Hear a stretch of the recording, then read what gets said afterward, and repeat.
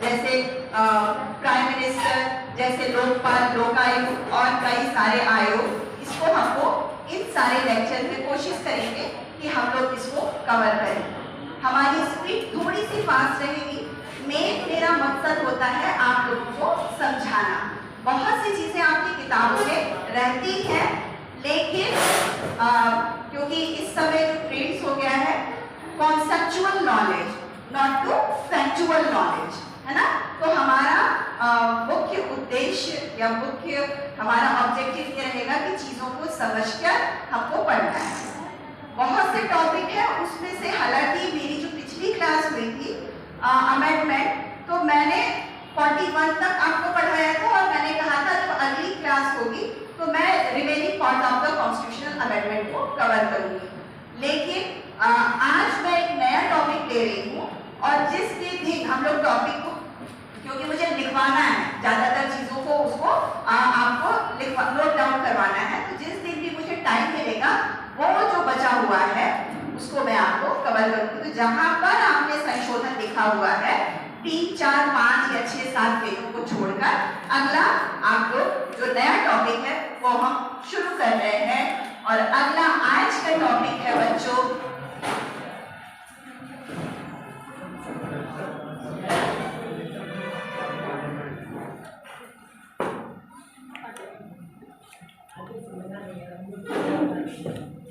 Parliament, मतलब संसद। और पार्लियामेंट जिसको हमको पढ़ना है वो है कि अब हम वापस बैंक से आते हैं। शासन करने के लिए, शासन का संचालन करने के लिए किसी भी सिस्टम में व्यवस्थाओं को मोटे तौर पर 3 भागों में रखकर कार्यों का संचालन किया जाता है। नंबर 1, देश को चलाने के लिए, व्यवस्था को चलाने के लिए, सिस्टम को चलाने के लिए 3 प्रमुख भागों में शासन के स्तरों, लेयर्स या भागों में इसको बांटा जाता है, जिसको हम बोलते हैं व्यवस्था को बनाने के लिए जरूरत होती है किसकी? विधियों की, नियमों की, कानूनों की। तो जो रूल को, नियमों को, विधियों को बनाता है इसको हम क्या बोलते हैं? लेजिस्लेटिव, यानी व्यवस्थापिका। व्यवस्थापिका द्वारा बन गई विधियों को, अब नियम बन गए, कानून बन गए, उसको क्या करना है? हमको देश पे लागू करवाना है। तो देश पे लागू करवाने के लिए हर शासन व्यवस्था में एक मशीनरी नियुक्त की जाती है जिसका काम ही है क्या? रूल्स जो बन गए हैं उसका इम्प्लीमेंटेशन, मतलब उसका क्रियान्वयन। और ये क्रियान्वयन करती है जिसको आप जानते हैं एग्जीक्यूटिव या कार्यपालिका के नाम से। हमने नियम बना लिए, कानून बना लिए, विधियां बना ली, उसको लागू करवाया। अब अगली समस्या आती है जब कोई ब्रेक करता है नियमों को, कानूनों को, या कोई कानून की गलत तरीके से व्याख्या करता है, तो इसको कौन रक्षा करेगा या कौन जजमेंट देगा? इस जो निकाय के लिए जो तीसरा सिस्टम, उसको हम क्या बोलते हैं? न्यायपालिका, मतलब ज्यूडिशरी। वापस आइए हम लोग यहाँ पर, हमारे देश में अमेरिका की भांति फेडरल सिस्टम है। कई स्तरों पर कामों को, विधियों को, क्रियाओं को बांटकर कार्यों का संचालन किया जाता है। व्यवस्थापिका, इसके लिए हमने जिस व्यवस्था को अपनाया है इसको बोलते हैं फेडरल सिस्टम या संघवाद या संघात्मक व्यवस्था। ठीक है, केंद्र और राज्यों के बीच में, सेंटर और स्टेट के बीच में क्या हुआ है? ये सारी चीजें एज इट इज केंद्र में भी है और राज्यों में भी। इसी को हम मोटे तौर पर बांटेंगे बच्चों, पहले केंद्र के स्तर पर और फिर राज्यों के स्तर पर। केंद्र में इस व्यवस्थापिका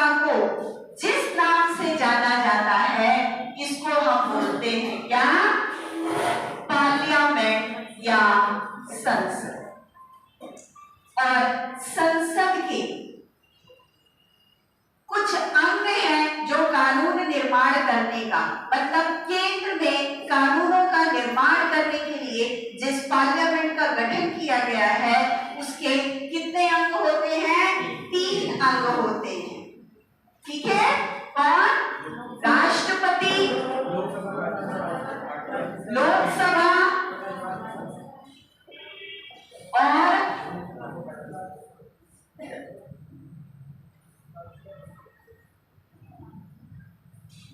लोकसभा। ये किस लेयर की बात है? केंद्र स्तर पर। कौन सा क्या हम पढ़ रहे हैं? कौन सा स्तर? व्यवस्थापिका। सेम यही हर राज्यों में कानून निर्माण करने वाला जो सिस्टम है, इसको हम केंद्र में जानते हैं संसद के नाम से, और राज्यों में हम लोग जानते हैं वो क्या? स्टेट लेजिस्लेशन, अर्थात राज्य विधान मंडल। किस नाम से? राज्य विधान मंडल। इसके भी 3 अंग भी हो सकते हैं और 2 अंग भी हो सकते हैं। सेम चीज चल रही है बच्चों, मैं पढ़ाऊंगी, लेकिन आज धीरे धीरे चीजों की ओर हम लोग आगे बढ़ेंगे। ये सारी चीजें बेसिक है, आपको पता होगी इसमें बहुत सी चीजें, लेकिन स्टेप बाय स्टेप हम लोग बढ़ेंगे। तो राज्य विधानमंडल, राज्यों में, केंद्र में इसको क्या बोलते हैं? पार्लियामेंट। पार्लियामेंट के कितने अंग होते हैं? 3, राष्ट्रपति, राज्यसभा, लोकसभा। और यही काम राज्यों में कानून निर्माण करने का जो निकाय करता है, इसको हम बोलते हैं राज्य विधान मंडल। केंद्र में राष्ट्रपति की जगह राज्यों में होते हैं गवर्नर। केंद्र में राज्यसभा की तरह राज्यों में होते हैं विधान परिषद। हो सकते हैं, शब्दों पर गौर कीजिएगा, हो सकते हैं, होते नहीं हैं। कुछ राज्यों में हैं, 7 राज्य, और बाकी के राज्यों में नहीं। लेकिन आपको दिमाग में बैठाना है, राष्ट्रपति के समान है, केंद्र में राष्ट्रपति, राज्यों में राज्यपाल। दूसरा, उच्च सदन, इसको हम बोलते हैं राज्यसभा। केंद्र स्तर पर राज्यों में हम क्या बोलते हैं? विधान परिषद। केंद्र में जो लोकसभा है, राज्यों में इसको हम क्या बोलते हैं? विधान सभा। ठीक है? ये पार्लियामेंट कानून निर्माण करती है केंद्र में, और वो लेजिस्लेशन, स्टेट लेजिस्लेशन, कानून का निर्माण करती है अलग अलग राज्यों में। 7 ऐसे राज्य हैं जहां पर स्टेट लेजिस्लेटिव, मतलब राज्य विधान मंडल के 3 अंग है, और बाकी के अन्य राज्यों में क्या है? विधान परिषद नहीं पाई जाती। खाली 2 ही अंग हैं, राज्यपाल और विधानसभा। 7 राज्य हैं। इसका मेरे ख्याल से आंध्र प्रदेश का तो अभी पारित हुआ है ना? चलिए 6। आगे बढ़े तो हमको शुरू करना है किस पे? संसद। हमारे संविधान के भाग 5 पे अनुच्छेद 79 से लेकर के आर्टिकल 122 122 तक संसद के अंग, संसद के विभिन्न अंगों के प्रमुख पदाधिकारी, उनकी योग्यताएं, उनका कार्यकाल, उनकी शक्तियां और अन्य सारे प्रावधानों का वर्णन है। कौन से भाग में? भाग 5 में। किस आर्टिकल से? Article 79 to 122।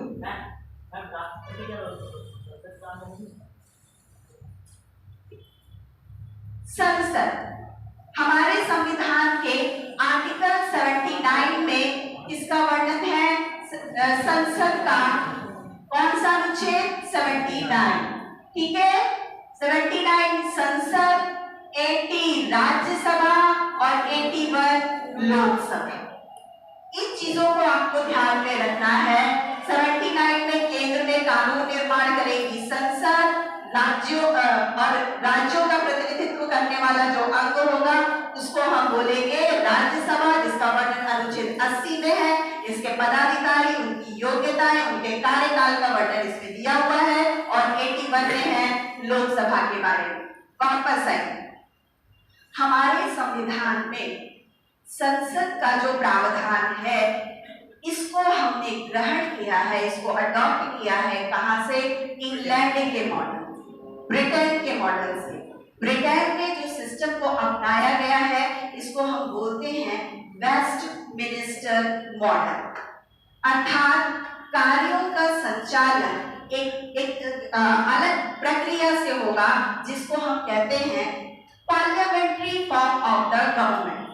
और एक दूसरा मॉडल है बच्चों जिसको हम कहते हैं, अमेरिका में पाया जाता है, जिसको हम कहते हैं presidential form of the government, अर्थात अध्यक्षात्मक शासन व्यवस्था। आगे मैं बढ़ूं, एक एक लाइन में इस चीजों को क्लियर करूंगी। पार्लियामेंट्री वह शासन व्यवस्था है जिसको हमने ग्रहण किया है इंग्लैंड से। यह वह व्यवस्था है, एक लाइन में आपको ध्यान में रखना है, तीनों ही अंग एक दूसरे से या व्यवस्थापिका और कार्यपालिका में क्या पाया जाता है?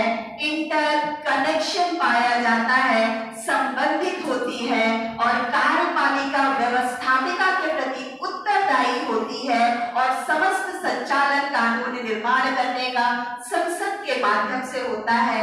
इस व्यवस्था को हम बोलते हैं क्या? Parliamentary form of the government या संसदात्मक व्यवस्था या वेस्टमिनिस्टर मॉडल। समझ में आया? दो अंग कानून का क्रियान्वयन करने वाले और कानून बनाने वाले अलग नहीं हैं। क्या है? अंतर संबंधित, उत्तरदायी, सहयोगी, सामंजस्य। और इसी को अलग कर दीजिए, क्या तीनों ही अंग एक दूसरे से काम करने के लिए किसी भी प्रकार का कोई क्या नहीं रखेंगे, कोई भी कनेक्शन नहीं रखेंगे। उसको हम बोलते हैं क्या? अध्यक्षात्मक शासन व्यवस्था, जो हमने कहा, जो कहां पर है? America. Presidential form of the government. इसमें क्या है? संसदात्मक क्या है? कनेक्टिव रहते हैं। अध्यक्षात्मक में क्या है? सेपरेशन ऑफ पावर, अलगाव है। तीनों अंग अपना अपना कार्य करेंगे, कोई एक दूसरे के कार्यों में क्या नहीं करेगा, कोई इंटरफेयर नहीं करेगा। सदस्य भी कैबिनेट के अलग है, व्यवस्थापिका मतलब कांग्रेस के अलग है। ये चीजें हमने अमेरिका के मॉडल को लिया कि इंग्लैंड के मॉडल को, इंग्लैंड के मॉडल। दूसरी चीज, भारतीय शासन अधिनियम 1935 में जो विभिन्न प्रावधान है, उन विभिन्न प्रावधानों में एक बात जो है कि भारत में अखिल भारतीय संघ होगा। अखिल भारतीय संघ का प्रावधान केंद्र और राज्यों में अलग अलग निकाय होंगे और विधानमंडल द्विसदनात्मक होगी। मतलब कानून निर्माण करने वाला जो एक अंग है वो उसके कितने अंग होंगे? 2 अंग होंगे। ऐसा वर्णन किसमें है? भारत शासन अधिनियम 1935। इसी को जब हमने संविधान निर्माण किया तो हमने इसी मॉडल को लेते हुए हमने संसद का प्रावधान किया और संसद का मॉडल हमने संसदीय व्यवस्था को लिया, हमने उत्तरदायी शासन को लिया, हमने केंद्र और राज्यों के लिए क्या है? अलग अलग कानून निर्माण करने वाले ब्रिटिश मॉडल अर्थात वेस्टमिनिस्टर मॉडल को अपनाया। इतनी बात समझ में आई? आगे बढ़े, आप लोग क्लास में रहें। जो ये क्लास हो रही है ना, क्लास में रहें। आपका दिमाग बहुत जगह चिंतन कर रहा है। चिंतन करने के लिए बहुत सारी समय है, लेकिन जो भी है आप ये जो समय है, हाँ ठीक है आपके पास ऑनलाइन सुविधा है, बाद में आप रिकॉर्डिंग उसको देख लेंगे, लेकिन इस चीजों को है प्रेजेंस ऑफ माइंड बनाए रखें। वापस हम आते हैं, राष्ट्रपति क्या संसद का अंग होता है, माना जाएगा या ऐसा संविधान में है? बिल्कुल है। राष्ट्रपति न सिर्फ इस संसद का अंग है, वरन महत्वपूर्ण अंग है। और अगर कोई ये कहे कि संसद 2 अंगों से मिलकर बनी है, नहीं, संसद 3 इसके प्रमुख क्या है, अंग है, प्रेसिडेंट, हाउस ऑफ पीपल और काउंसिल ऑफ स्टेट। एक बात ध्यान, आगे मैं बढ़ती हूँ, उससे पहले मैं कुछ फैक्ट मिस कर जाऊं, कुछ चीजों को आपको बताना चाहूंगी। पहले हमारे यहाँ मतलब भारत में राज्यसभा को क्या बोलते थे, काउंसिल ऑफ स्टेट, ठीक है, और लोकसभा को बोलते थे हाउस ऑफ पीपल। मतलब हाउस ऑफ पीपल का मतलब लोगों का सदन, और राज्यसभा को राज्यों का सदन। पहले ये शब्दावली का प्रयोग था, परंतु 23 अगस्त 1900 कितने में, 54 में इस काउंसिल ऑफ स्टेट और हाउस ऑफ पीपल शब्द को बदलकर काउंसिल ऑफ स्टेट शब्द को क्या कर दिया गया, राज्यसभा, और हाउस ऑफ पीपल शब्द को क्या कर दिया गया, लोकसभा। ये महत्वपूर्ण फैक्ट है जो आपको दिमाग में रखना है। एक एक करके हम चीजों को आगे बढ़ेंगे। पहले हम संसद के बारे में देखेंगे, फिर राज्यसभा के बारे में, फिर लोकसभा। बहुत सी छोटी छोटी ऐसी चीज है, कॉन्सेप्ट न क्लियर होने के कारण हम इसको एग्जाम में गलत कर देते हैं। राष्ट्रपति संसद का एक महत्वपूर्ण अंग, लोकसभा राज्यसभा द्वारा बनाए गए विधियों को ये क्या प्रदान करता है, अपनी सहमति, अपने हस्ताक्षर करता है, तो वो बिल क्या बन जाते हैं, एक्ट बन जाते हैं। मतलब विधेयकों पर अपनी सहमति, अपनी मुहर प्रदान करके ये व्यवस्थापिका के एक महत्वपूर्ण अंग के रूप में ये प्रतिभाग करता है। इसी के हस्ताक्षर के बाद बिल क्या बन जाते हैं, एक्ट, कानून। और क्या करता है संसद के अंग के रूप में राष्ट्रपति, ध्यान से सुनिए। लोकसभा, नई लोकसभा जो आप देखेंगे, बहुत से बच्चों को पता भी है, लोकसभा एक अस्थायी सदन है और राज्यसभा एक स्थायी सदन है। लोकसभा का जो चुनाव होता है, जो गठन होता है, वो 5 वर्ष के लिए होता है। नई लोकसभा की प्रथम बैठक को संबोधित करने कौन करता है, राष्ट्रपति द्वारा। नई लोकसभा के बैठक में अपने एड्रेस, अभिभाषण किसके द्वारा किया जाता है, राष्ट्रपति के द्वारा। और कब करता है एड्रेस लोकसभा और ज्वाइंट सिटिंग को, जब हर वर्ष, आपको पता है हर वर्ष जब सत्र सेशंस चलते हैं, तो पहले सत्र में दोनों सदनों की संयुक्त बैठक को संबोधित करता है कौन, राष्ट्रपति। इस रूप में राष्ट्रपति संसद का महत्वपूर्ण क्या है, अंग है। और क्या करता है राष्ट्रपति, जब संसद का सत्र नहीं चल रहा हो तब ऑर्डिनेंस, मतलब अध्यादेश निकालने का काम। अब आप कहोगे मैडम ये अध्यादेश क्या है, टेम्पररी कानून।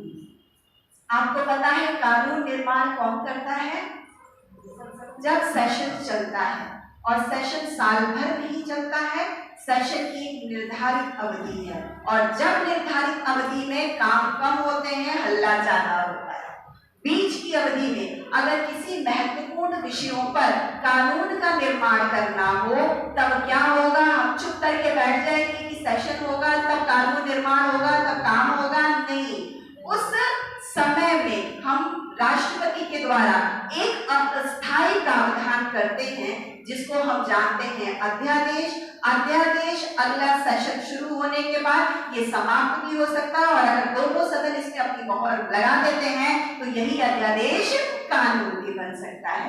तो अगला काम क्या करता है, अध्यादेश। और क्या करता है, हाँ जी, ज्वाइंट सिटिंग 108 संविधान मतलब हमारे संविधान के अनुच्छेद 108 के अंतर्गत मतभेद कब होता है, उसकी कंडीशन क्या है, इधर देखते हैं। एक तरफ लोकसभा, एक तरफ राज्यसभा।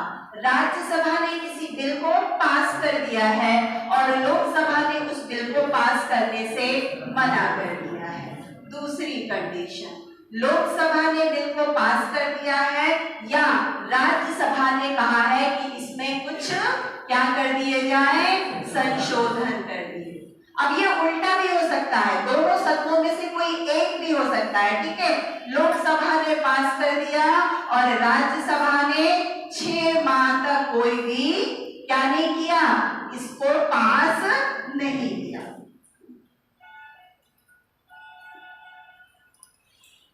तब क्या होगा, उस कंडीशन में दोनों के मध्य बिल को लेकर जो गतिरोध है उसको समाप्त करने के लिए राष्ट्रपति के द्वारा दोनों को इकट्ठा क्या किया जाता है, बैठक की जाती है, जिसको हम क्या बोलते हैं, संयुक्त बैठक की संयुक्त अधिवेशन।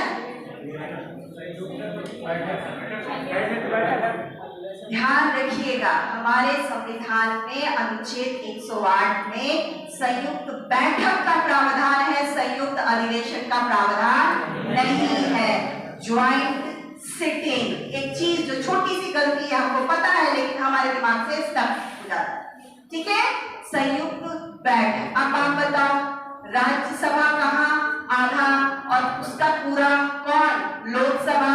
जब संयुक्त बैठक होगी तो किसके किसके हिसाब से बिल पारित होगा, लोकसभा की। पहली चीज, सामान्य विधेयकों के संबंध में ज्वाइंट सिटिंग होती है। संविधान संशोधन विधेयक और वित्त विधेयक के संदर्भ में संयुक्त बैठक का प्रावधान है कि नहीं है, नहीं है। वित्त विधेयक, धन विधेयक मैंने क्लास में बताया था, धन विधेयक है या नहीं, मतलब वही धन विधेयक है, वित्त विधेयक थोड़ा सा उसमें अंतर है, ठीक है। यहां तक समझ में आया। ऐसी ये कंडीशन या दोनों में इसका रिवर्स भी हो सकता है। ऐसी कंडीशंस में राष्ट्रपति क्या, संयुक्त बैठक इस रूप में। इसके अलावा आगे मैं भूल जाऊं, मैं फिर से बता दे रही हूं, हम देखेंगे संसद सदस्यों की कुछ क्वालिफिकेशंस होती है, कुछ योग्यताएं होती हैं, जिनका वर्णन हमारे संविधान के 84 मतलब 84वें अनुच्छेद में किया गया है। इसके साथ ही साथ हमारे संविधान में योग्यताओं के साथ साथ कुछ निर्योग्यताओं, डिस्क्वालिफिकेशंस का भी वर्णन किया गया है। उसके 4 आधार हैं। कितने आधार हैं?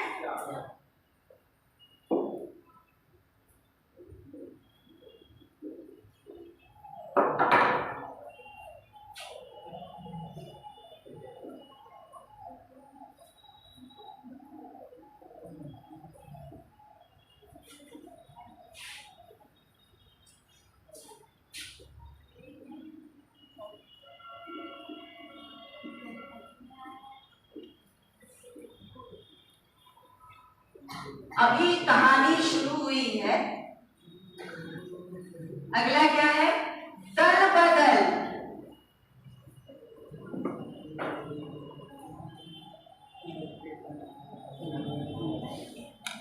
लोक प्रतिनिधित्व अधिनियम 1951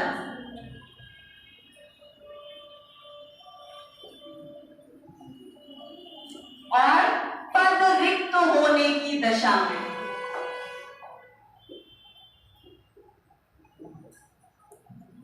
अभी हम इसको नहीं समझ रहे हैं, थोड़ी देर बाद समझेंगे।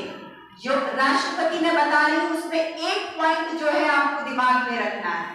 यहां पर देखिए, दल बदल, आपको पता है हमारे कौन से संविधान संशोधन में 10वीं अनुसूची जोड़ी गई, 52वें संविधान में संशोधन में ये कहा गया, अगर कोई भी उम्मीदवार या व्यक्ति या संसद सदस्य एक पार्टी से जीत कर आता है और पता चलता है दूसरी वाली पार्टी की सरकार बन रही है, कूद के वहां पहुंच जाता है, ठीक है, या कोई व्यक्ति निर्दलीय उम्मीदवार है और दूसरी दल की सरकार बन रही है तो अपनी निर्दलीय उम्मीदवारिता को क्या करके त्याग करके वो उस पार्टी की सदस्यता को ग्रहण कर लेता है। बहुत से आधार अगर दल बदल के, ये बात मैं यहाँ पर राष्ट्रपति के संदर्भ में कर रही हूँ, मैं वापस इसको आऊंगी क्योंकि मैं छोड़ दूंगी।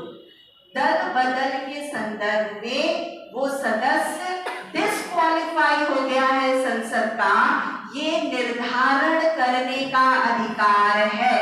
नंबर 1 राष्ट्रपति के पास, नंबर 2 चुनाव आयोग के पास, नंबर 3 लोकसभा अध्यक्ष के पास, नंबर 4 लोकसभा अध्यक्ष की परामर्श पर राष्ट्रपति के द्वारा। बताएं। ठीक, फिर से ये बात ध्यान रखना। अगला क्वेश्चन, दल बदल के आधार पर संसद सदस्यों की अगर और कुछ डिस्क्वालिफिकेशंस है या निर्योग्यताएं हैं, इस पर निर्धारण करने का अधिकार दल बदल को छोड़कर अन्य उसको डिस्क्वालिफाइड है, इसका निर्धारण करने का अधिकार है। मैं ऑप्शन रिपीट कर रही हूँ। लोकसभा अध्यक्ष, दूसरा राष्ट्रपति, तीसरा राष्ट्रपति के परामर्श से निर्वाचन आयोग, चौथा निर्वाचन आयोग। मैंने कहा दल बदल को छोड़कर अगर अन्य किसी आधारों पर कोई सदस्य योग्य है या नहीं है, इसका फैसला करता है लोकसभा अध्यक्ष।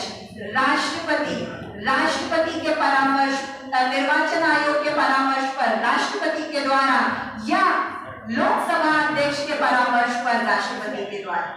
निर्वाचन आयोग के आधार पर राष्ट्रपति, लोकसभा अध्यक्ष, थर्ड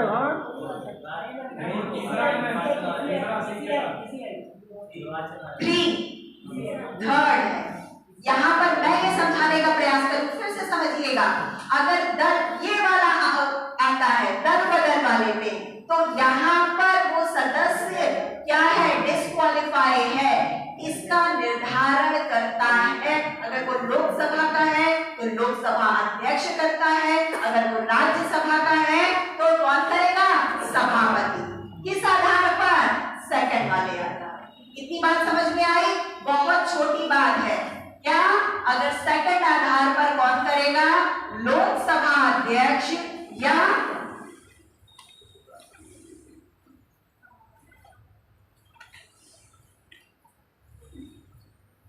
या सभापति। इसके अलावा अन्य कोई आधार है तो वो कौन करता है, 1, 3, 4। यहां मैं लिख दे रही हूं 1, 3, 4। निर्वाचन आयोग के परामर्श पर राष्ट्रपति।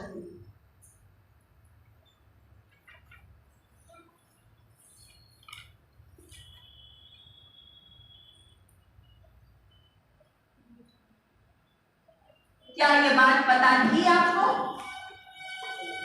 हमको पता है, लेकिन हम उल्टा कर देते हैं और कई बार कंफ्यूज हो जाते हैं। ठीक है, दल बदल के आधार पर सदन का सभापति या अध्यक्ष, अन्य का निर्धारण निर्वाचन आयोग के परामर्श पर राष्ट्रपति।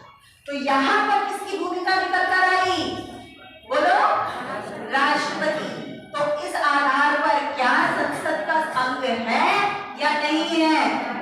बिल्कुल अंग है, महत्वपूर्ण पार्ट है, उसके बिना संसद पूरी नहीं है, ऐसा हमारे संविधान में लिखा हुआ है। अगला हम वापस आते हैं, जो मेन है राज्यसभा और लोकसभा। ठीक है, राज्यसभा को क्या बोलते हैं हम, उच्च सदन। राज्यों का सदन,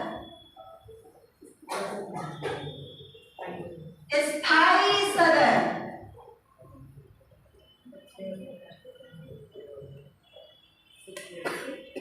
किसका कार्यकाल 6 वर्ष है?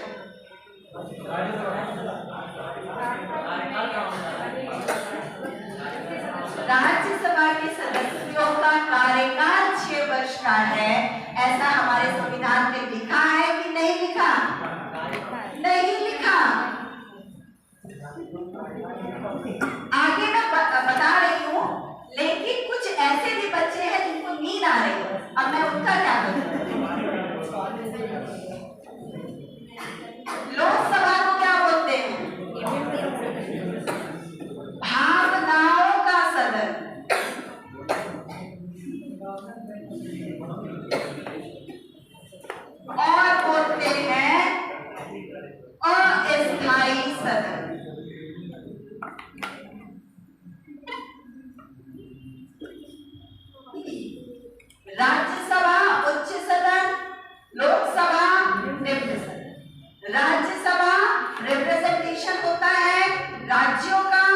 राज्यों के जनसंख्या के आधार पर किसके सदस्य चुनकर आते हैं?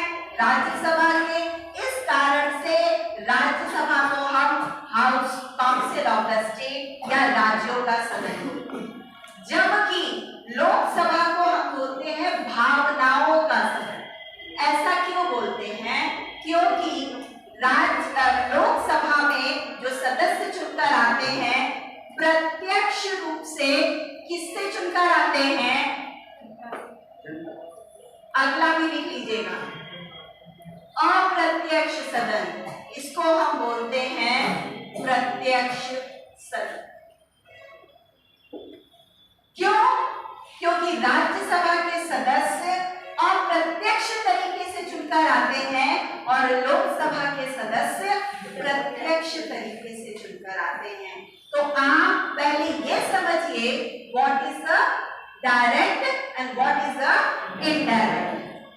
ठीक है, देखो आप हैं जनता और एक है मतलब सदस्य जिसको आपको चुनना है।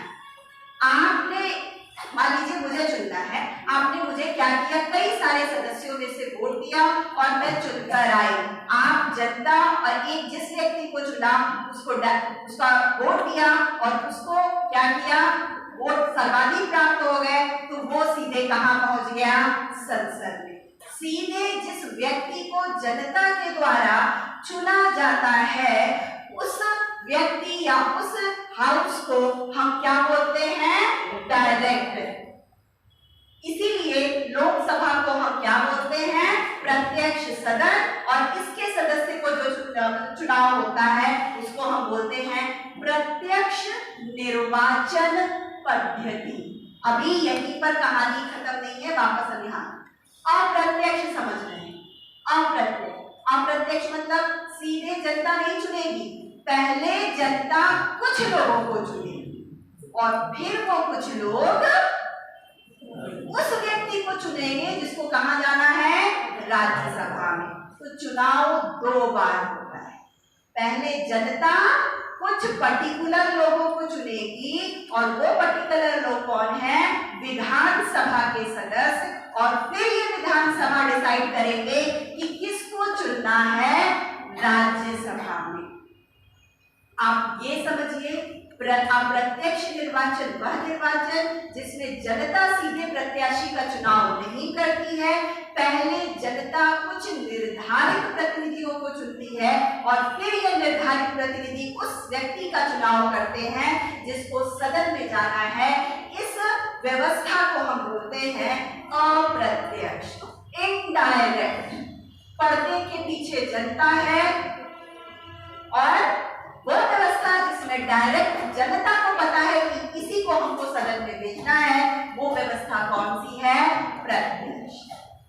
राज्यसभा में जो सदस्य चुनकर आते हैं वो इनडायरेक्ट से होते हैं और लोकसभा में जो सदस्य चुनकर आते हैं वो आते हैं प्रत्यक्ष तरीके से। सीधे जनता चुनती है और यहाँ पर पहले जनता कुछ प्रतिनिधियों को चुनती है और फिर ये प्रतिनिधि उस व्यक्ति को चुनते हैं जिसको कहां जाना है। एक और चीज, ये जो मैंने लिखा है ना, इसको एक और नाम से जानते हैं, वो भी जान लीजिए। ठीक है, अप्रत्यक्ष चुनाव को, अप्रत्यक्ष सदन को, अप्रत्यक्ष थोड़ी देर बाद बताएंगे, ये बात मुझे क्या बताना है। चलो यहां तक की कहानी समझ में आई, आगे बढ़ते।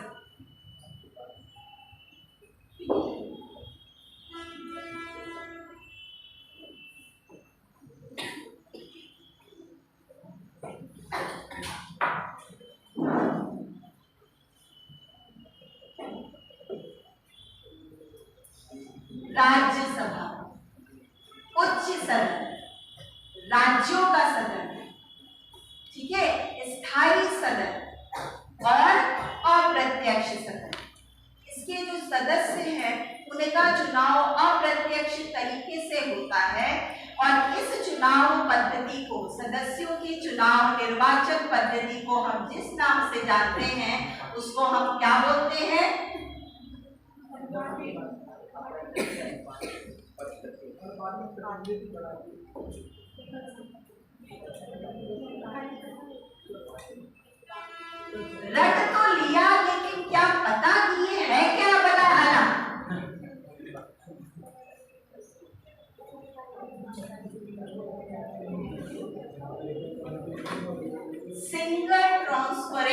वोटिंग सिस्टम,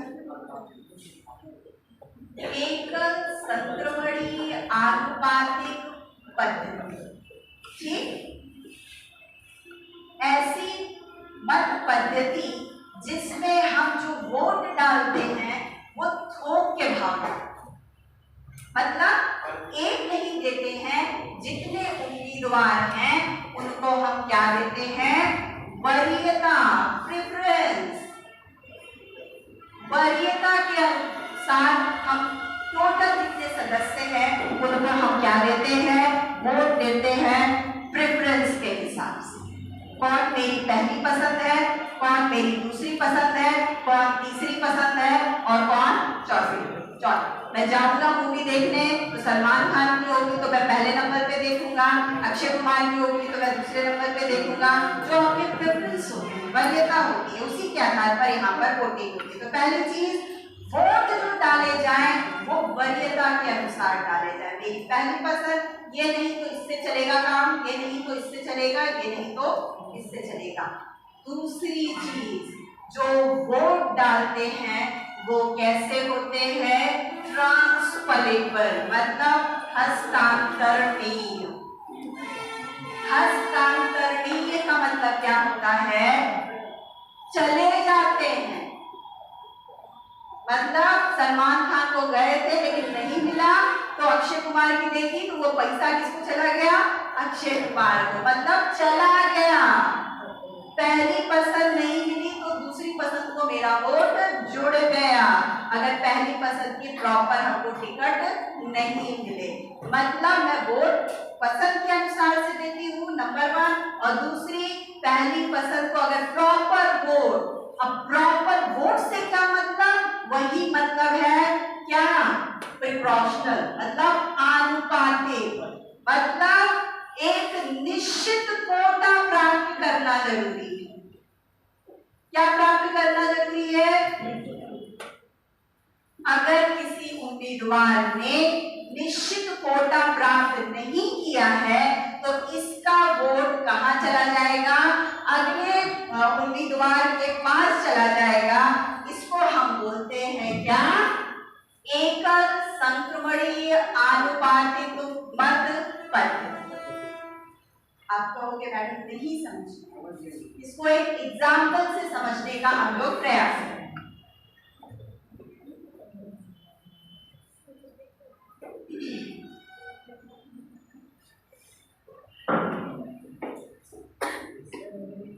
वो जो ईवीएम मशीन है, ईवीएम मशीन पे नहीं होता है, एक बैलेट पेपर मिलता है, मतपत्र मिलता है, जिसमें जितने भी उम्मीदवार होते हैं उनका नाम लिखा होता है और यहाँ पर नाम और उनका आपको प्रेफरेंस, वरीयता लिखनी होगी।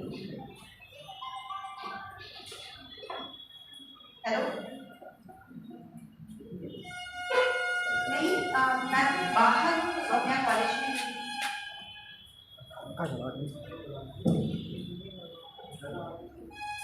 मान लीजिए किसी भी एक सीट के लिए 5 उम्मीदवार हैं, 1, 2, 3, 4 and 5।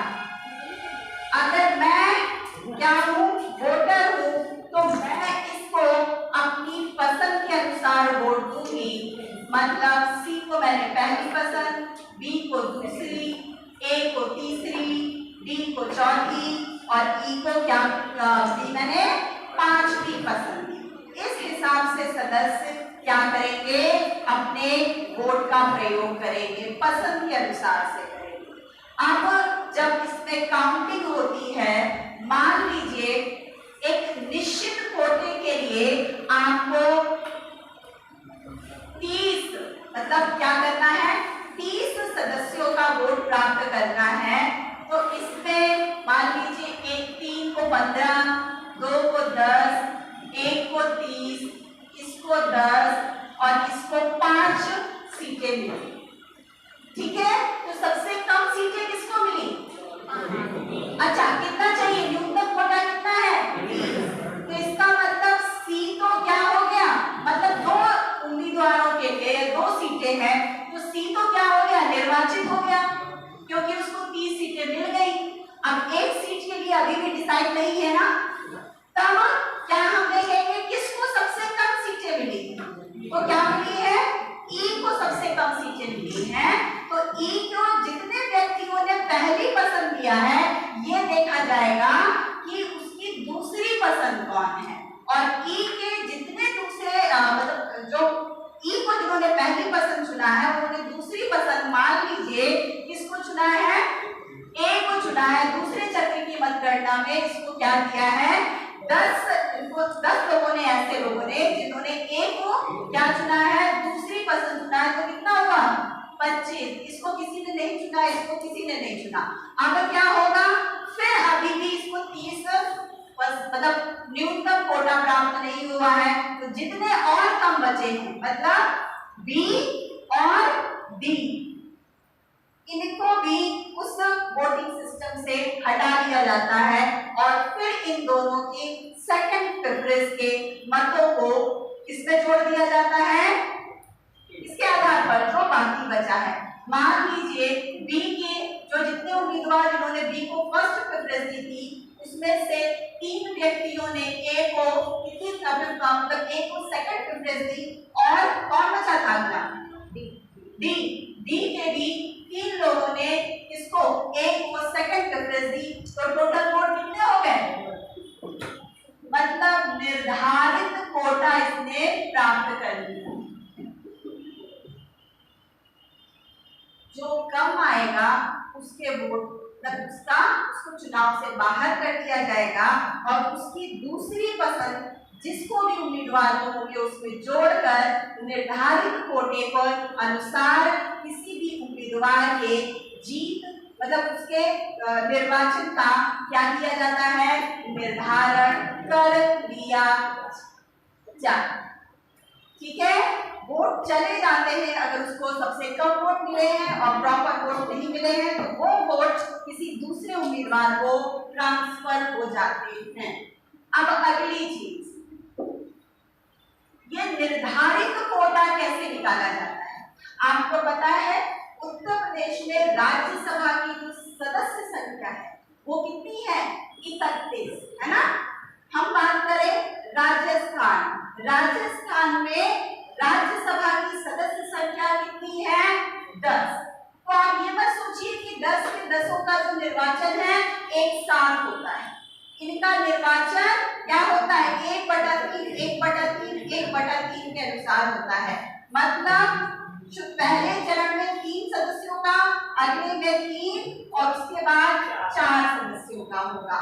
और टोटल राजस्थान की विधानसभा में जो सदस्य है 200 विधायक है। कितने विधायक हैं, 200 विधायक। यूपी की बात करें, यूपी में 403 निर्वाचित विधायक हैं।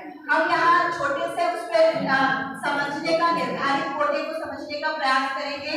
राजस्थान को लेते हैं, मान लीजिए राजस्थान में 200 क्या है विधायक हैं जिनके वोटों से निर्धारित होगा कि किसको राज्यसभा में चुनकर के आना है। उस साल 3 पदों पर, कितने पदों पर, 3 सदस्यों को राजस्थान से कहां भेजना है, राज्यसभा में भेजना है।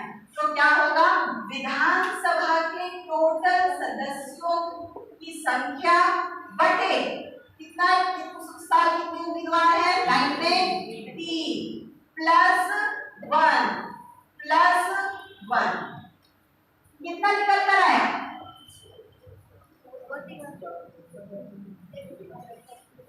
कितना 51।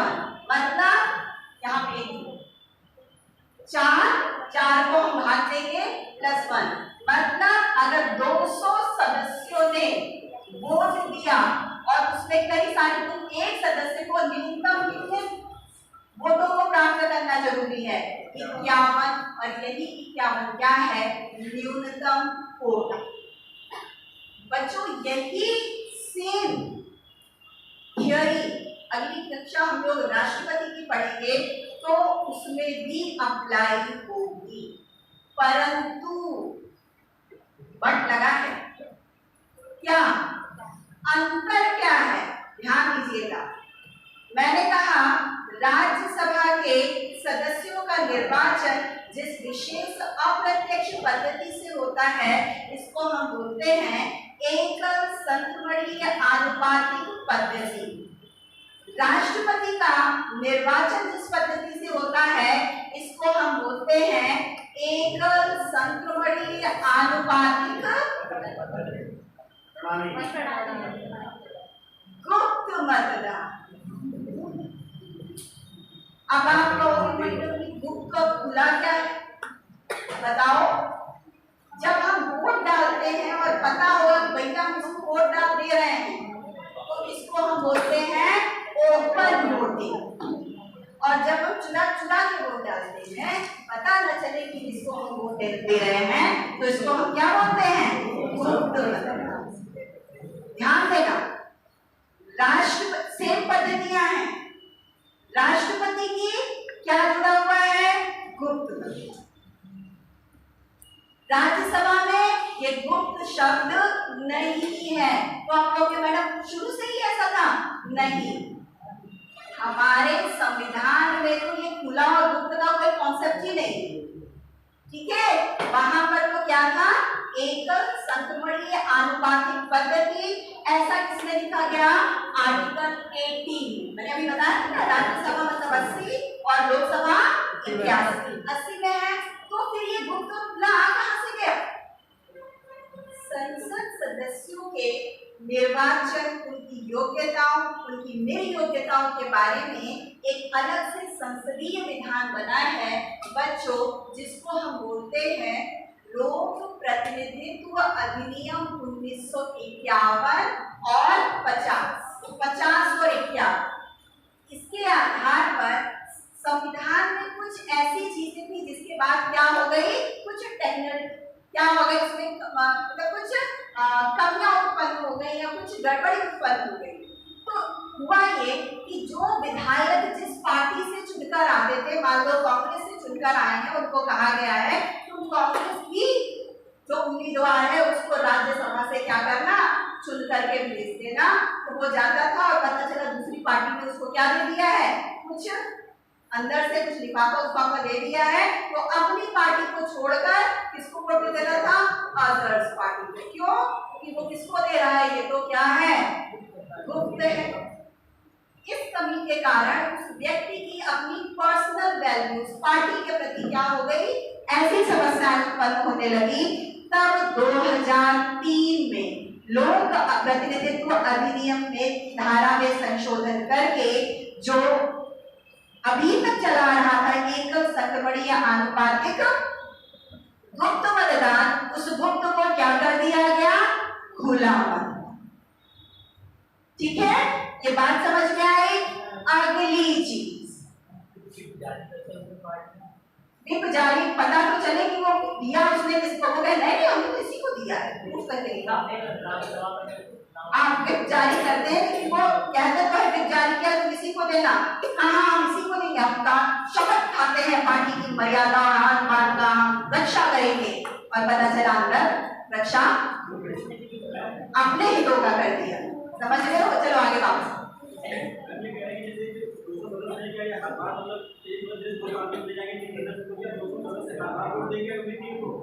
जी 200 सदस्य 3 एकल, हाँ यही तो हुआ। जैसे कांग्रेस अब तक थी,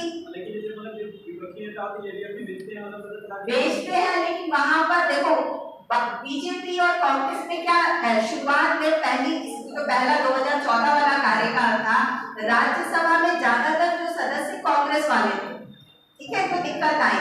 तो कई बार लोकसभा में तो ये अपने पारित करवा लेते थे, लेकिन राज्यसभा में तो पिछले कार्यकाल वाला चल रहा है ना सदस्य कांग्रेस के, तो वहां पर इसको दिक्कतें आई। फिर धीरे धीरे जब अगला कार्यकाल बीजेपी का हुआ और कांग्रेस के सदस्यों का कार्यकाल 6 वर्ष पूरा हुआ, तब इन्होंने अपने सदस्य, क्योंकि इनकी ज्यादातर संख्या राज्यों में भी है और इसमें है मतलब लोकसभा में भी और राज्यसभा में, जैसे जम्मू कश्मीर वाला इशू हो, वो वाला इशू और कई सारे ऐसे मामले हैं, ताबड़तोड़ इन्होंने एक दिन में 2 दिन में क्या कर लिए, फैसले करवा दिए, क्योंकि यहाँ पर वो दिक्कतें उसी के आधार पर।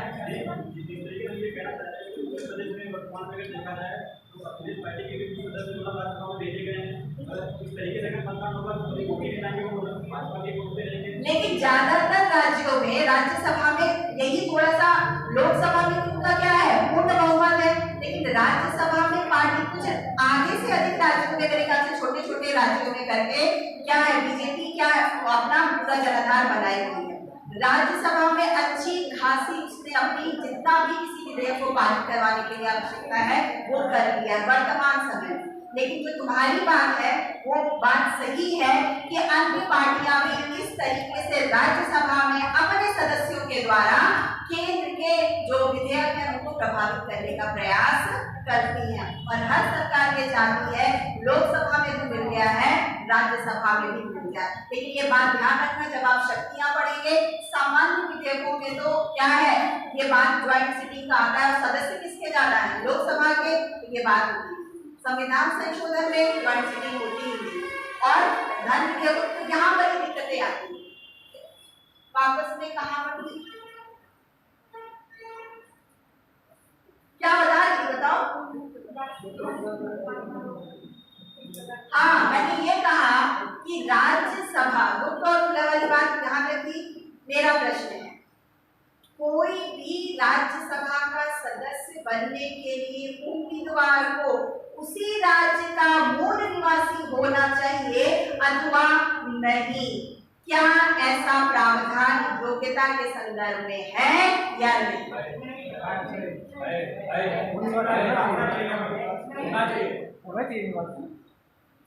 मतलब अगर आप यूपी से राज्यसभा के सांसद बनना चाहते हैं, राज्यसभा में पहुंचना चाहते हैं, तो क्या आप यूपी का मूल निवासी होना चाहिए, ये योग्यता है या नहीं? तो इसका उत्तर ये है था, बट अब नहीं।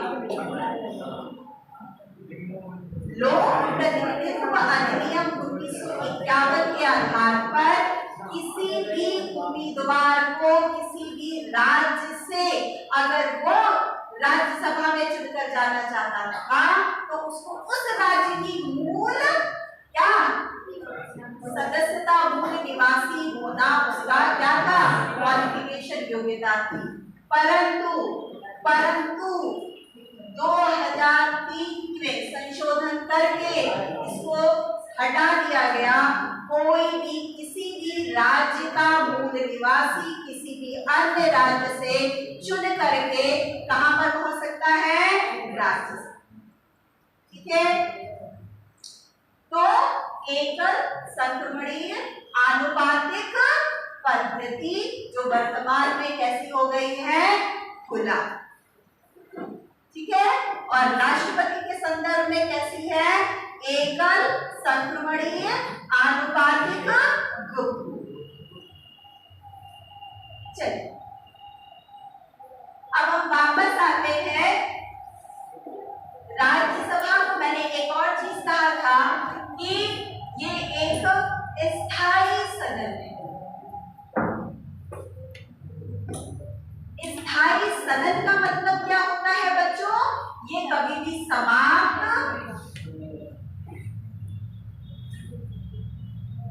एक दो पॉइंट फैक्ट मैं मिस कर गई हूं। पहली, आपको पता है हमारी जो संविधान सभा गठित की गई थी, संविधान सभा पहले एक सदनात्मक, बाद में हुई सदनात्मक। ठीक है, पहला जो आम चुनाव हुआ था वो कब हुआ था, अक्टूबर 1951 से फरवरी 1952,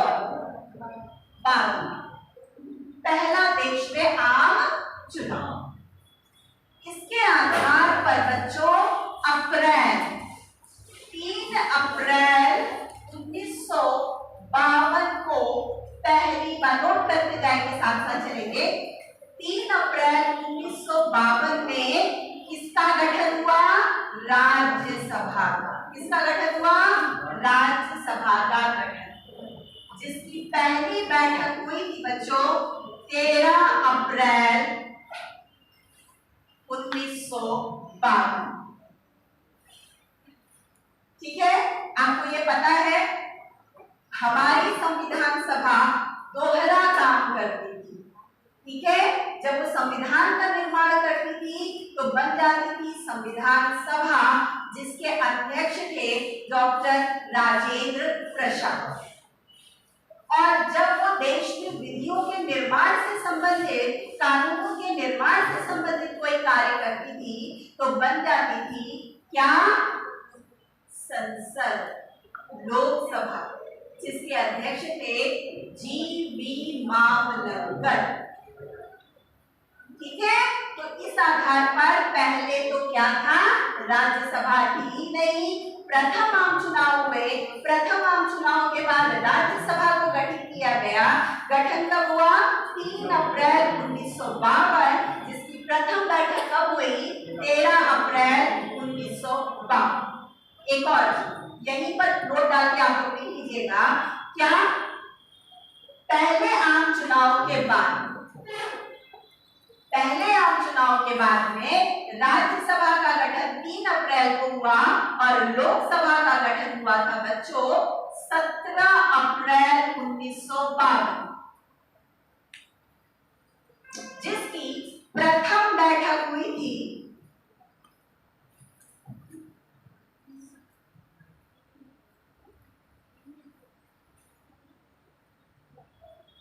सेम डेट है, कौन सी? 13 अप्रैल 1952। फिर से मैं रिपीट कर रही हूं। शुरुआत में हमारी संविधान सभा के पास जो संविधान को निर्माण करने का काम था, मुख्य काम तो क्या है? संविधान बनाना, जिसके अध्यक्ष कौन थे? डॉक्टर राजेंद्र प्रसाद। वही संविधान सभा हफ्ते के कुछ दिनों में संविधान का निर्माण करती थी और हफ्ते के कुछ दिनों में देश के लिए नियमों, विनियमों का निर्माण करती थी। उस समय जिसकी अध्यक्षता करते थे, उस समय वो संसद के रूप में काम करती थी और उस समय जो इसके अध्यक्ष थे जी.वी. मावलंकर, गणेश वासुदेव मावलंकर। पहले पहली महिला थी वो मीरा जी। एक और चीज आपको जो फैक्ट में लिख लेना, फैक्ट की बात चल रही है तो हम यहाँ पे ध्यान देते हैं। अगर कोई ये पूछे पहले लोकसभा के प्रोटेम स्पीकर कौन थे?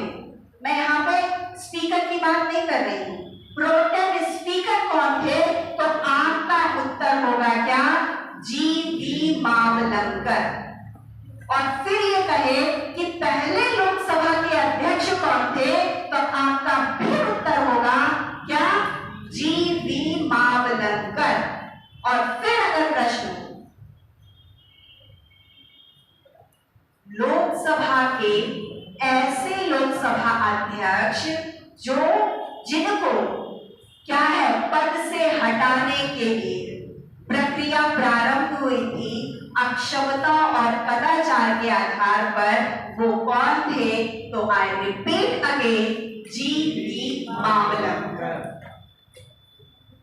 एक और फैक्ट, ये दो ऐसे लोकसभा अध्यक्ष में एक लोकसभा अध्यक्ष थे जिनकी मृत्यु अपने पद पर रहते हुए ही हुई थी।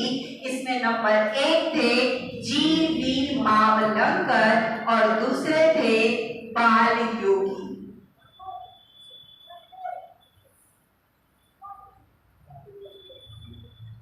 जी.वी. बाल योगी है कि बीजी बाल योगी है, इसको देख लीजिएगा, क्योंकि भी प्लेन क्रैश में की मृत्यु।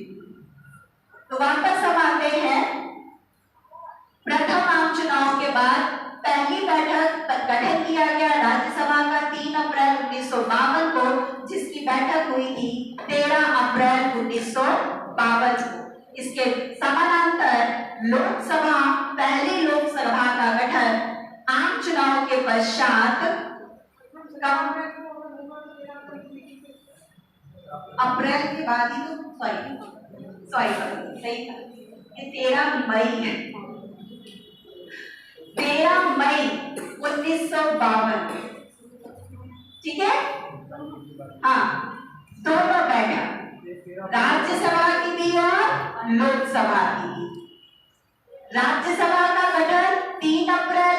लोकसभा का गठन 17 अप्रैल को और लोकसभा और राज्यसभा की दोनों पहली बैठक हुई थी 13 मई 1952। आगे बढ़े। हम एक और चीज आपको बता दें, बहुत सी चीज मैंने आपको शुरुआत में दिखाई थी, एक तरफ लोकसभा और एक तरफ राज्यसभा।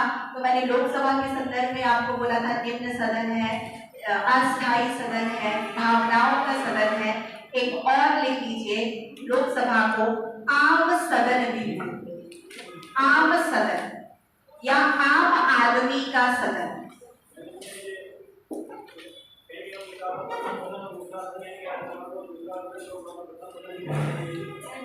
क्या कह रहे हैं?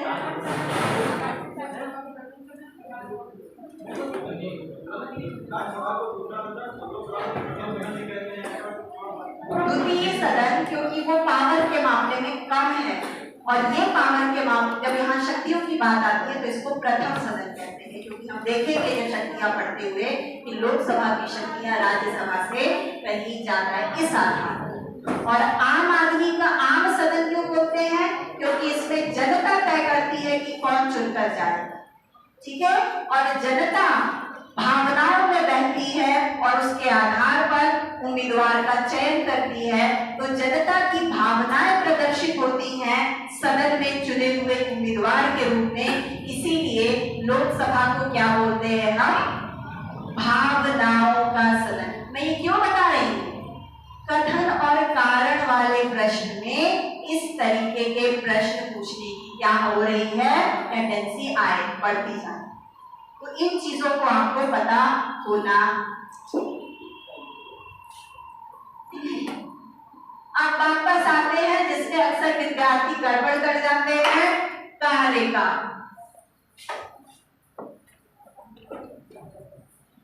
किसका? राज्यसभा एक स्थायी सदन है, ऐसा संविधान में नहीं लिखा हुआ है।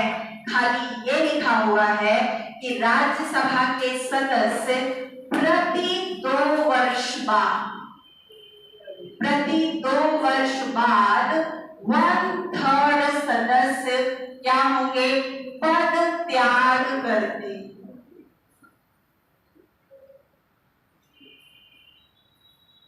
मतलब अगर उत्तर प्रदेश में 31 सदस्य हैं तो बच्चों ये समझिएगा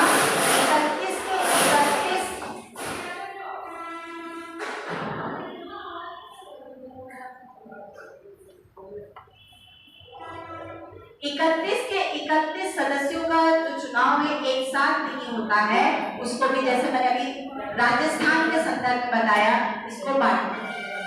इसमें बस ये लिखा है कि प्रति 2 वर्ष बाद सदस्य 1/3 सदस्य पद त्याग करते हैं।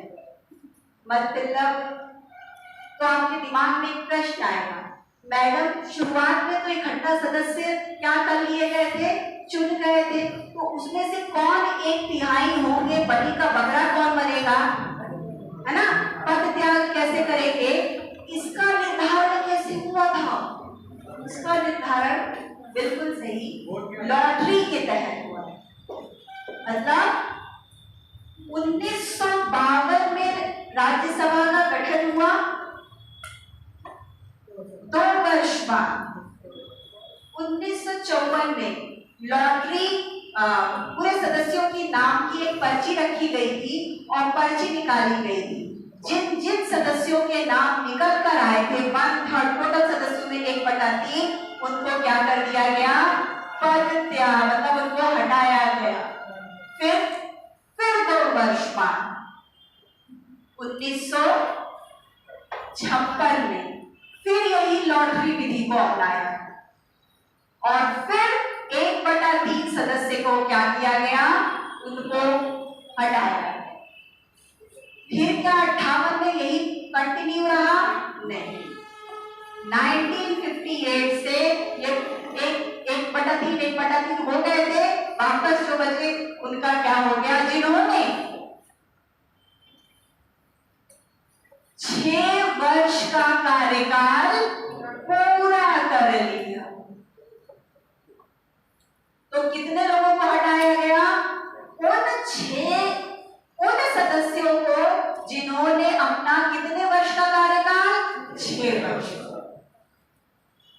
ठीक है। मैम जो 1956 में हुआ था, तो मैम इसमें 50 में लॉटरी में उन लोगों का नाम था जो 54 में आए थे, या लोग जो नए निर्वाचित हुए थे उनको भी फेवर दे गए थे। यहाँ पर जितने नए चुनाव हुए थे, आए हुए थे, हो सकता है कि उनके वही ऐसे भी हो जिसमें लॉटरी है वो 2 साल हो या 4 साल हो, उसमें वो नहीं था। लेकिन इस टाइम में और जी उस आधार देखते हैं 1958 में फिर ये देखा गया कि इनका 6 साल प्रॉपर हो चुका है। अब फिर इनको क्या किया गया, कार्यकाल जिन्होंने 6 साल का पूरा किया इनको हटाया। राज्यसभा स्थायी सदन है, ऐसा संविधान में कहीं भी उल्लेख नहीं है। बस ये उल्लेख है कि राज्यसभा के वह सदस्य जिन्होंने अपना 6 वर्ष का कार्यकाल पूरा कर लिया है, प्रति 2 वर्ष के बाद इनको हटाए जाने की प्रक्रिया पूरी होगी और उनमें से 1/3 सदस्य जिन्होंने कितना समय 6 वर्ष पूरा कर लिया है, इनको अपने पद से क्या करेंगे, इनको हटाया जाए। ये कहना कि राज्यसभा का कार्यकाल 6 वर्ष है, गलत है। राज्यसभा का कार्यकाल 6 वर्ष नहीं है बच्चों, सदस्यों का कार्यकाल 6 वर्ष है, जिसमें वह सदस्य जिन्होंने 6 वर्ष का कार्यकाल पूरा किया हो, हर 2 वर्ष ये हटाए जाने की प्रक्रिया में ऐसे सदस्य जिन्होंने अपने कार्यकाल को कर लिया हो, उनको अपने पद का त्याग करना पड़ता है और वे भी उनको रीअपॉइंट करके फिर से भेज दिया। ठीक है, तो ये चीजें यहां तक की समझ में आया।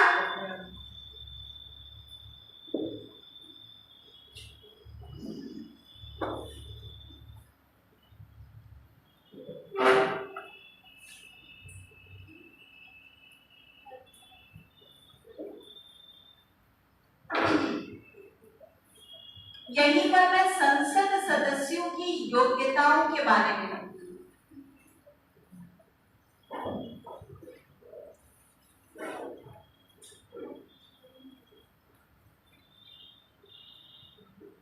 योग्यताओं का वर्णन कौन से आर्टिकल में, संसद सदस्य, लोकसभा,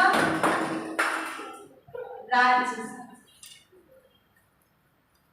क्या योग्यताएं हैं जिनका वर्णन हमारे संविधान के आर्टिकल 84 में है। नंबर 1, ध्यान रखना, योग्यताओं से अधिक, क्वालिफिकेशन से अधिक डिस्क्वालिफिकेशन का क्या है वर्णन, निर्योग्यताओं का। बहुत सी चीजें आप किताबों में, अलग अलग किताबों में पढ़ते हैं, लेकिन योग्यताओं के संदर्भ में सिर्फ 3 बातों को आपको ध्यान में रखना। पहली चीज, सिटीजन्स ऑफ इंडिया, भारत का नागरिक। आयु,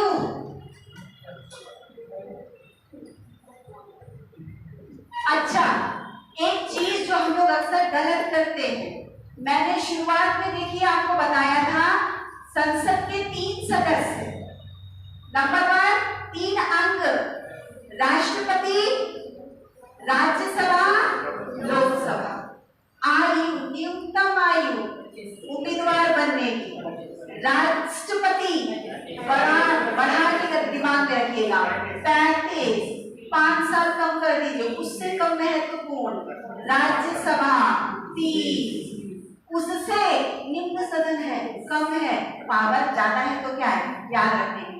निम्न सदन है 5 साल नीचे कर दीजिए 25, 25, 30, 35।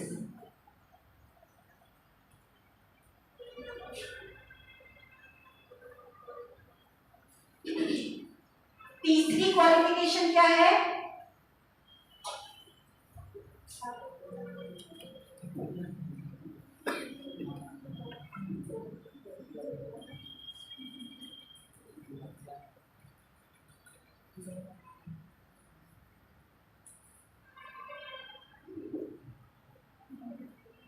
संसद ये तय करती है कि कोई भी उम्मीदवार की क्या और क्वालिफिकेशन हो सकती है, समय समय पर ये संसद के नियमों विनियमों और विधानों के द्वारा ये समय समय पर तय होगा कि संसद सदस्य चाहे वो लोकसभा का हो चाहे वो राज्यसभा का हो उसकी और कौन सी क्या होंगी क्वालिफिकेशंस होगी। संसद जो हमारे संविधान में वर्णित है सदस्यों के बारे में वो क्या है संसद के विधानों के द्वारा ये क्वालिफिकेशन होगी। और मैंने आपको अभी कहा क्वालिफिकेशन से ज्यादा जिसका चर्चा है वो क्या है डिस्क्वालिफिकेशन जिसका वर्णन किसमें है आर्टिकल 102। पूरा चीज तो हम लोग देख नहीं पाएंगे फिर भी सर टाइम से आ जाते हैं क्या? कॉलेज गई है बस वहां कभी वहां चलो वापस आते कितने आधार है 4।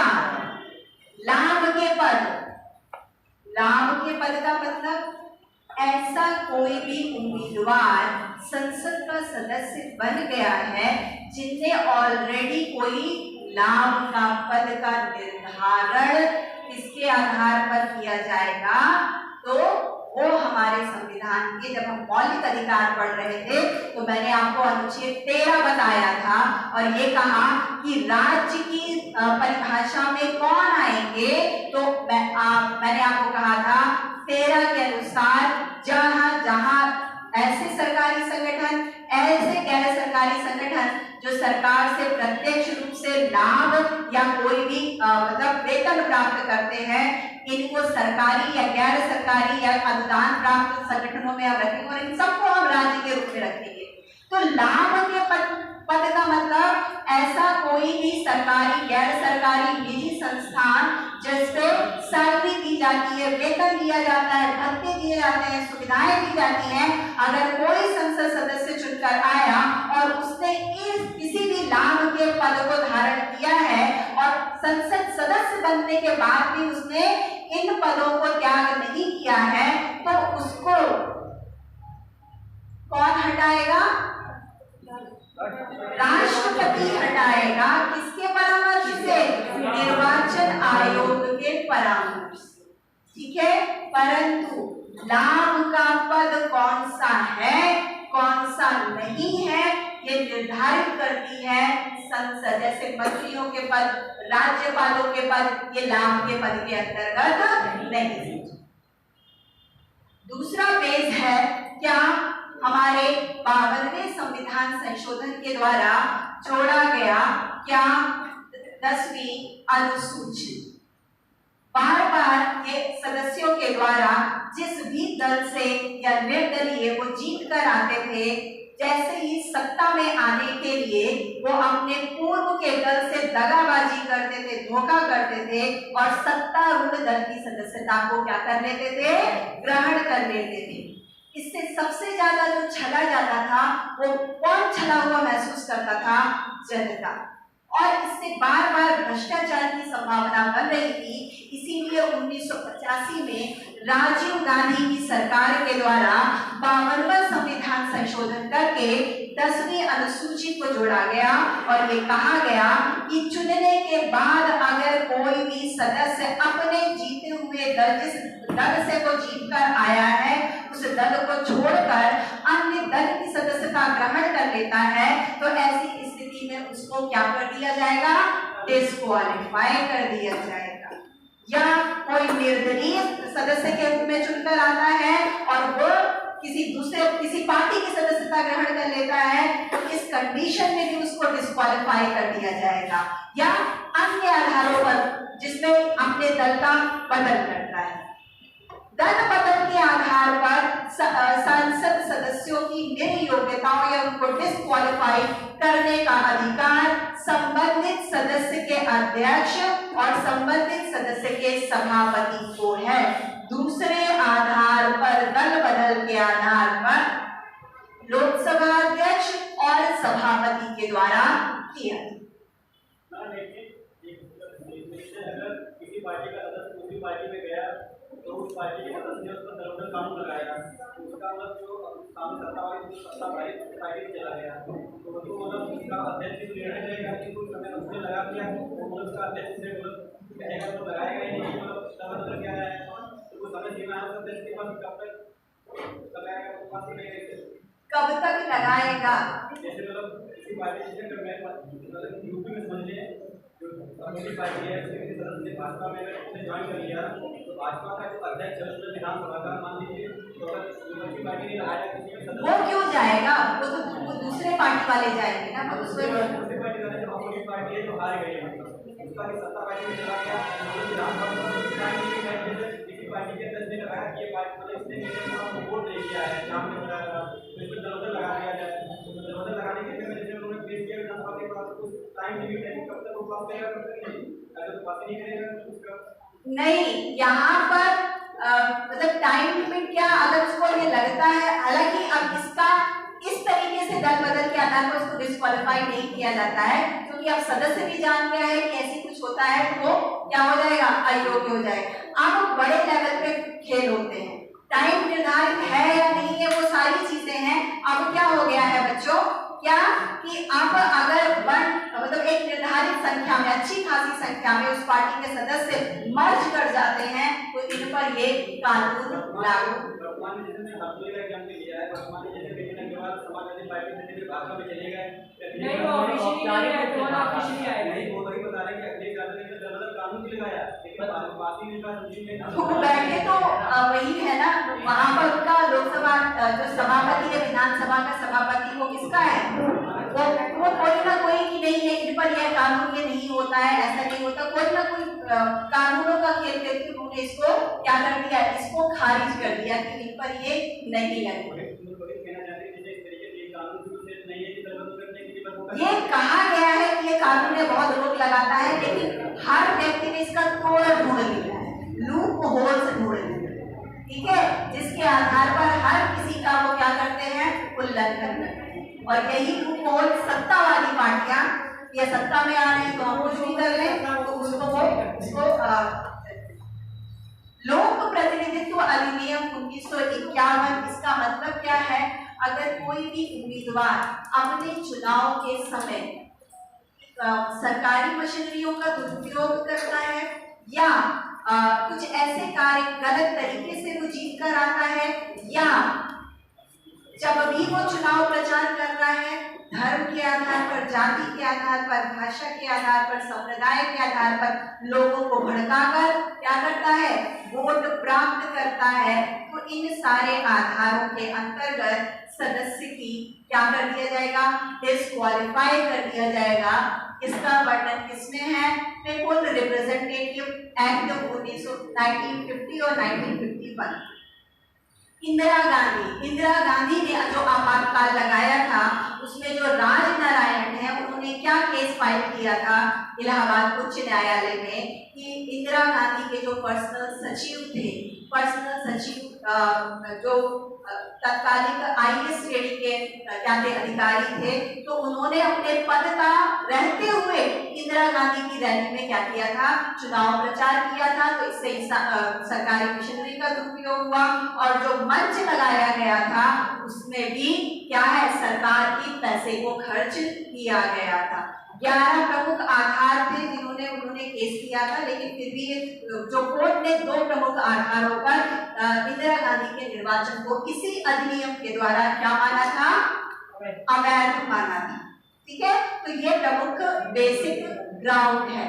पद रिक्त होने की दशा में इसका मतलब क्या है, इसका मतलब है अगर कोई एक उम्मीदवार लोकसभा का सदस्य है और वो राज्यसभा से भी चुनकर आ जाता है, या राज्यसभा का सदस्य है लोकसभा से भी चुनकर आता है, या विधानसभा का सदस्य है लोकसभा से चुनकर आता है, या 2 लोकसभा सदस्यों से निर्वाचन क्षेत्रों से चुनकर आता है, या 2 विधानसभा निर्वाचन क्षेत्रों से चुनकर आता है, तो वहां पर उसको एक सदस्यता को क्या करनी होगी, छोड़नी होगी।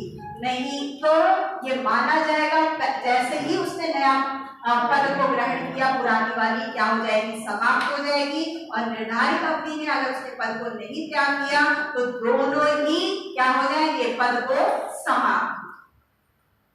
किसके आधार पर, ये चौथा बेस है, आधार है पद रिक्त होने के आधार पर सदस्यों को डिस्क्वालीफाई या उनको उनके पद से हटाया जा सकता है। रिपीट करती हूँ, दल बदल के आधार पर सदस्यों की निर्योग्यता और डिस्क्वालिफिकेशन का निर्धारण संबंधित सदस्य के अध्यक्ष या सभापति के द्वारा या अन्य आधारों पर सदस्य को डिस्क्वालीफाई करने का जो अधिकार है, निर्वाचन आयोग के परामर्श पर राष्ट्रपति के द्वारा किया जाता है। आज के लिए कहानी समाप्त।